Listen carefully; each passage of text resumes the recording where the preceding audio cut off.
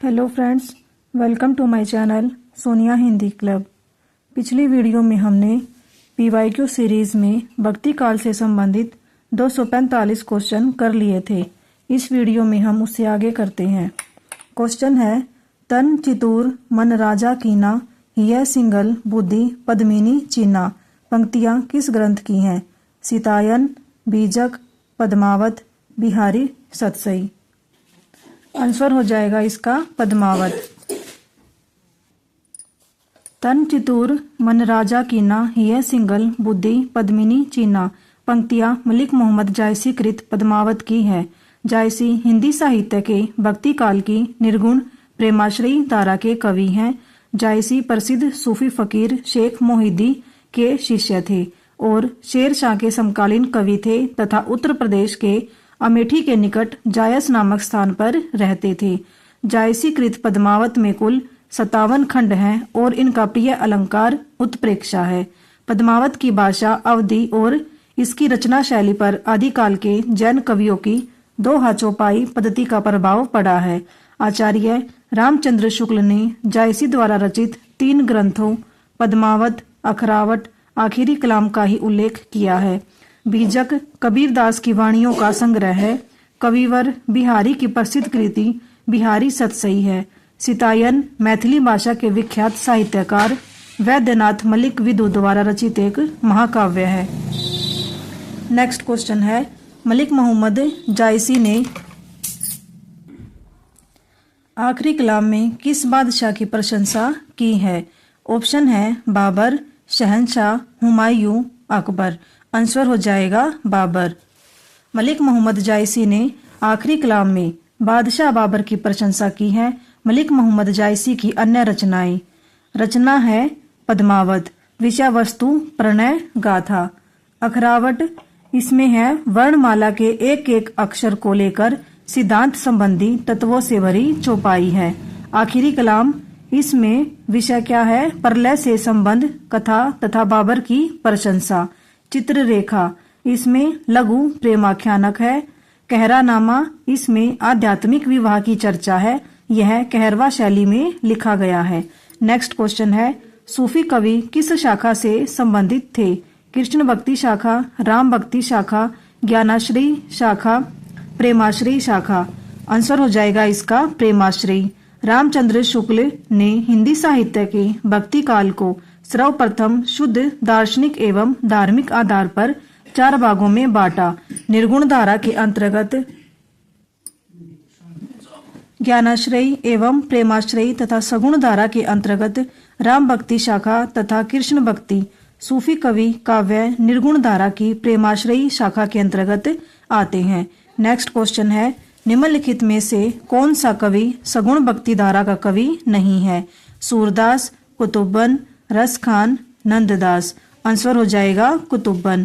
कुतुबन सूफी कवि थे। ये चिश्ती वंश के प्रवर्तक शेख बुरहान के शिष्य थे। इनका संबंध सगुण भक्ति धारा से नहीं है। मृगावती की रचना 1501 ईस्वी में कुतुबन ने अवधी भाषा तथा दोहा चौपाई छंद में की। सूरदास, रसखान तथा नंददास सगुण भक्ति धारा के कृष्ण काव्य परंपरा के कवि हैं। नेक्स्ट क्वेश्चन है, जायसी के पद्मावत में पद्मावती कहाँ की राजकुमारी थी? सिंघल द्वीप, नागदेश, अवंतिका, चित्तौड़। आंसर हो जाएगा सिंघल द्वीप। जायसी कृत पद्मावत में पद्मावती सिंघल द्वीप की राजकुमारी है। पद्मावत के पात्रों और स्थानों के प्रतीकार्थ भी हैं, जैसे रतन सेन मन या आत्मा का प्रतीक है, सिंघल द्वीप हृदय का तथा पद्मावती सात्विक बुद्धि या परमात्मा की प्रतीक है। नेक्स्ट क्वेश्चन है, उन्होंने सामान्य हृदय तत्व की सृष्टि व्यापिनी भावना द्वारा मनुष्य और पशु पक्षी सबको एक जीवन सूत्र में बद्ध देखा है। किसकी पंक्ति है ये? तुलसीदास, सूरदास, जायसी, घनानंद। आंसर हो जाएगा इसका जायसी। उन्होंने सामान्य हृदय तत्व की सृष्टि व्यापिनी भावना द्वारा मनुष्य और पशु पक्षी सबको एक जीवन सूत्र में बद्ध देखा है। यह कथन जायसी के बारे में आचार्य रामचंद्र शुक्ल ने कहा है। जायसी भक्ति काल के प्रेमाश्रयी शाखा के प्रमुख कवि हैं। इनके द्वारा रचित ग्रंथ पद्मावत, अखरावट, आखिरी कलाम आदि हैं। नेक्स्ट क्वेश्चन है, तन चित उर मन राजा कीना, हिय सिंगल बुद्धि पद्मिनी चीना, गुरु सुआ जेहि पंथ दिखावा, बिनु गुरु जगत को निर्गुण पावा। उक्त पंक्तियों में पद्मावत की कौन सी विशेषता परिलक्षित है? विरह का अतिरंजित वर्णन, लौकिक प्रेम द्वारा अलौकिकता का संकेत, नारी विषयक अनुदात अवधारणा, धार्मिक असहिष्णुता। आंसर हो जाएगा इसका लौकिक प्रेम द्वारा अलौकिकता का संकेत। पद्मावत की उक्त पंक्तियों में लौकिक प्रेम द्वारा अलौकिकता का संकेत परिलक्षित है। पद्मावत मलिक मोहम्मद जायसी द्वारा रचित सूफी काव्य परंपरा का प्रसिद्ध महाकाव्य है। इस महाकाव्य में कुल 57 खंड हैं। मलिक मोहम्मद जायसी की रचनाएं हैं पद्मावत, अखरावट, आखिरी कलाम, चित्ररेखा, कहरानामा आदि। नेक्स्ट क्वेश्चन है, इनमें से अवधि की प्रारंभिक कृति मानी जाती है? चंदायन, मधुमालती, मृगावती, चित्रावली। आंसर हो जाएगा चंदायन। चंदायन अवधि की प्रारंभिक कृति मानी जाती है। डॉक्टर राम कुमार वर्मा ने मुल्ला दाऊद कृत चंदायन, जिसका समय है 1379 को अवधि की प्रथम काव्य कृति तथा मुल्ला दाऊद को सूफी या प्रेम मार्गी शाखा का प्रथम कवि माना है। डॉक्टर माता प्रसाद गुप्त ने चंदायन को लोर कहा या लोर कथा नाम से संबोधित किया है। चंदायन पूर्वी भारत में प्रचलित लोरिक, उसकी पत्नी मैना व विवाहित प्रेमिका चंदा की प्रेम कथा पर आधारित है। मृगावती, जिसका समय है 1503 ईस्वी, अवधी भाषा में रचित कुतुबन की कृति है। मधुमालती, इसका समय 1545 ईस्वी के रचनाकार मंजन है। यह अवधी भाषा दोहा चौपाई छंद में रचित है। चित्रावली 1613 ईस्वी, इसका समय है। सूफी प्रेम आख्यानक काव्य कृति के रचनाकार उस्मान है। नेक्स्ट क्वेश्चन है, जायसी ने नागमती वियोग खंड में 12 मासा का प्रारंभ किस मास से किया है? चैत्र, वैशाख, ज्येष्ठ, आषाढ़। आंसर हो जाएगा आषाढ़। जायसी ने नागमती वियोग खंड में 12 मासा का प्रारंभ आषाढ़ मास से किया है। 12 मासा मलिक मोहम्मद जायसी द्वारा रचित महाकाव्य पद्मावत के नागमती वियोग खंड का एक अंश है। इस खंड में राजा रतन सेन के वियोग में संतृप्त रानी नागमती की विरह व्यथा का वर्णन किया गया है।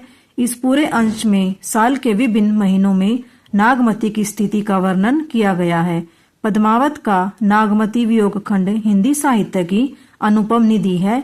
विरह वर्णन के कारण इसे प्रेम की पीर का काव्य कहा गया। मलिक मोहम्मद जायसी सूफी फकीर शेख मोहिदी के शिष्य थे और शेरशाह के समकालीन कवि थे तथा अमेठी के निकट जायस में रहते थे। नेक्स्ट क्वेश्चन है, टप टप बूंद परही जस ओला, बिरह पवन होई मारई झोला। पंक्ति में आचार्य रामचंद्र शुक्ल ने रेखांकित अंश से आशय ग्रहण किया है। ऑप्शन है, वात के प्रकोप से अंग का सुन हो जाना, विरह रूपी पवन से राख बन उड़ जाना, कृशकाय होने के कारण असंतुलित होना, शरीर का अत्यधिक कंपित होना। आंसर हो जाएगा इसका वात के प्रकोप से अंश का सुन हो जाना। पंक्ति में आचार्य रामचंद्र शुक्ल ने रेखांकित अंश से आश्चर्यवात के प्रकोप से अंग का सुन हो जाना ग्रहण किया है।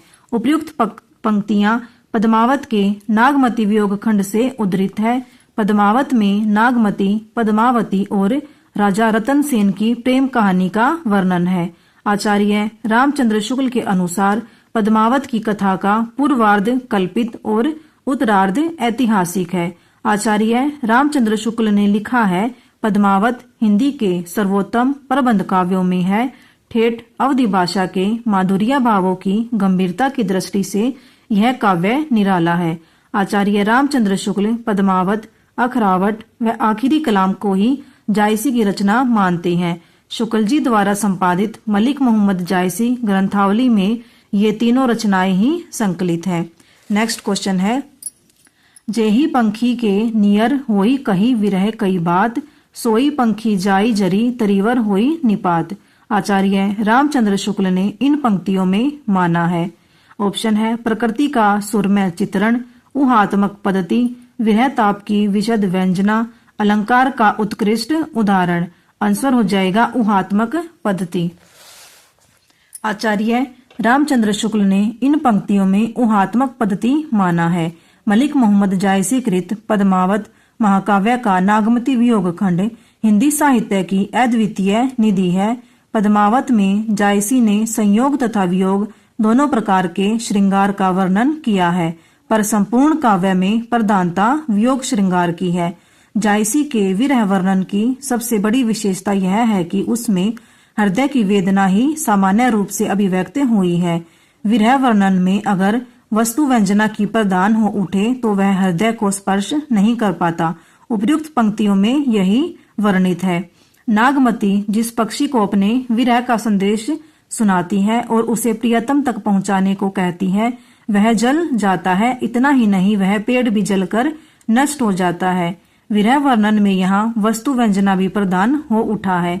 जायसी द्वारा रचित महत्वपूर्ण ग्रंथ निम्नलिखित है: पद्मावत, अखरावट, आखिरी कलाम, चित्ररेखा, कहरानामा, मसलानामा, कन्हावत। आखिरी कलाम बाबर के समय लिखी गई थी। इसमें बाबर की प्रशंसा है। नेक्स्ट क्वेश्चन है: प्यूं सौ कहेहू संदेशड़ा, हे भौरा हे काग, सो धनी बिरहई जरी मुई, तेही कह धुआं हम है लाग। में भौरे व काग को अलग अलग संबोधित करने की व्याख्या के प्रसंग में आचार्य रामचंद्र शुक्ल का कथन है: यह अलंकार का प्रभाव है। रंग की समानता से यही संभव है। आवेग की दशा में यही उचित है। छंद की पाद पूर्ति हेतु किया गया है। आंसर हो जाएगा इसका आवेग की दशा में यही उचित है।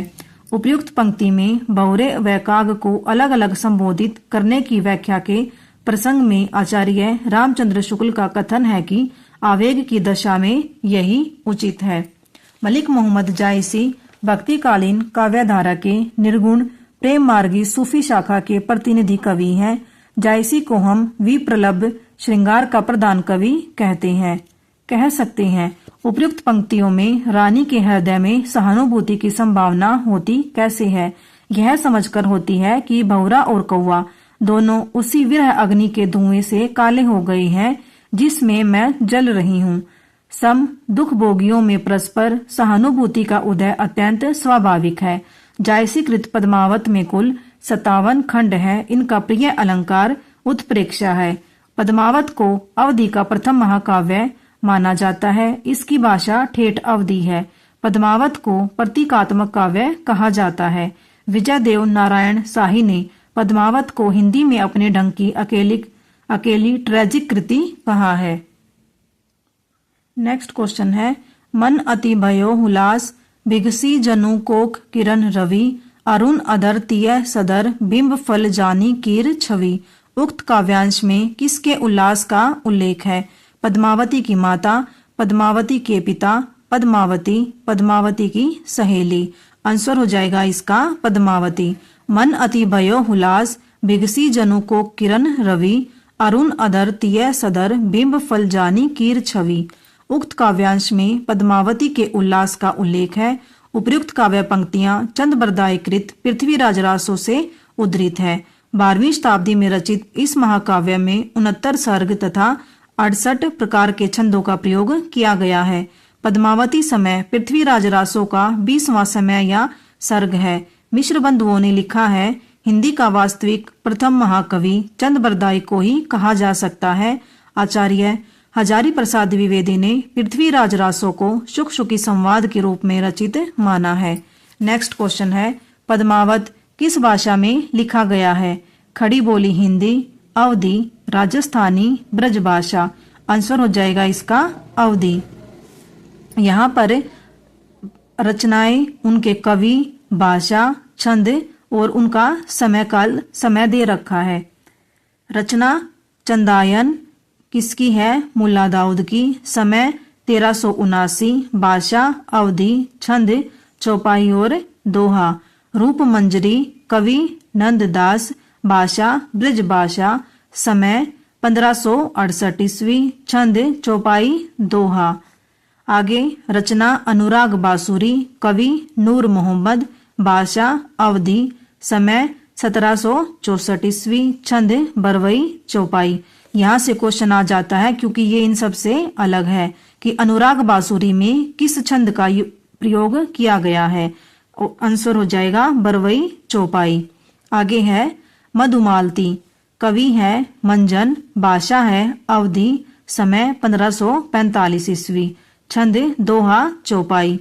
छिताई वार्ता, समय 1590 ईस्वी, कवि नारायण दास, भाषा राजस्थानी ब्रज, छंद दोहा चौपाई। नेक्स्ट क्वेश्चन है ज्ञानदीप नामक प्रेमाख्यान काव्य की नायिका कौन है। कामवती, उर्मिला, देवयानी, मुग्धा। आंसर हो जाएगा इसका देवयानी। ज्ञानदीप नामक प्रेमाख्यान काव्य की नायिका देवयानी है। ज्ञानदीप 1618 ईस्वी के रचनाकार शेख नबी हैं। इस प्रेमाख्यान में राजा ज्ञानदीप और रानी देवयानी की प्रेम कथा का वर्णन है। आचार्य रामचंद्र शुक्ल के अनुसार शेख नबी से प्रेम गाथा परंपरा समाप्त समझनी चाहिए। यहाँ पर हमारे 260 PYQ भक्तिकाल से संबंधित कंप्लीट होते हैं। इससे आगे हम नेक्स्ट वीडियो में देखेंगे। Thank you.